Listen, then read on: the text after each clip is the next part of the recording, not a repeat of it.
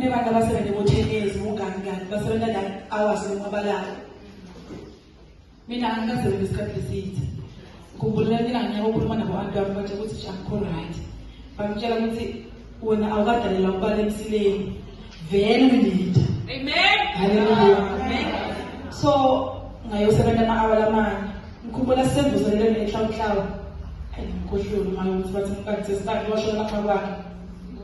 That day ngawuthiwa imali yami yonke yemholo. Baza bangena kulungale indlela. Amen.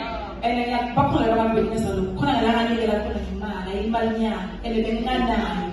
But ngiyanikela ngayonke le mali lebenginayo. My God. And mina yabona basengithi ngiyakhipha imali angithuki. But ngiyathi ukuthi mina engqondweni yami ngithi Nkosi ngijala kwenye imisebenzi. Yabo? Angathi ukuthi Nkosi ingivulela khona la ngihola khona. Amen. So ngathi mangibeka emsebenzini the next month le mali lengayinikela angizange ahola yona ukuthi ngathola yona. Ngathola angathi how many times seyisalari yami lelelwayo. Ngiyaqhubeka ke ngiyaphinda kumnanzi ngibona ngihlanihlobile akuthi nemali eningi nethi yabona uNkulunkulu makanyalo ubona ukuthi imali yakho iphela. Uyayibona?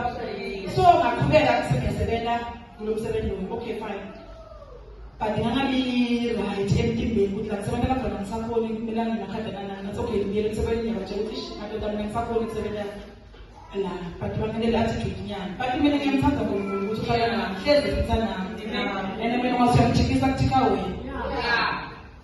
So bangenele attitude ukuthi baqala ukukhuluma mina futhi ngaze ngikhombe nayo wami ngizona ngihamba kusho ukuhamba vele and I mean that you are.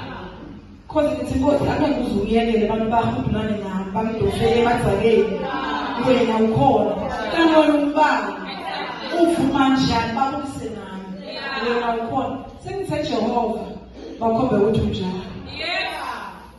So it happens ngoba ngisemfweni nje ukuthi umuntu okusho lutho but I knew ukuthi baqosha labangeni lutho but mina ngathi ukuthi baqosha because bona bathinta la ngathi ngizokhona bazana noNkulunkulu akafuni ngathi only if wena udipositionile wathi konke yena. Amen.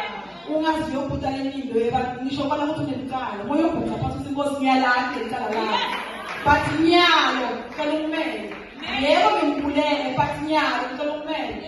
Mina ngiyamatha. Ngimbonile mina ngiyabatha ukuthi Nkosi lo manje akanye 5 minutes akhulume na ukukhuluma yona. Ngize ngemfundo la abantu besinje ku TV. UNkulunkulu njalo.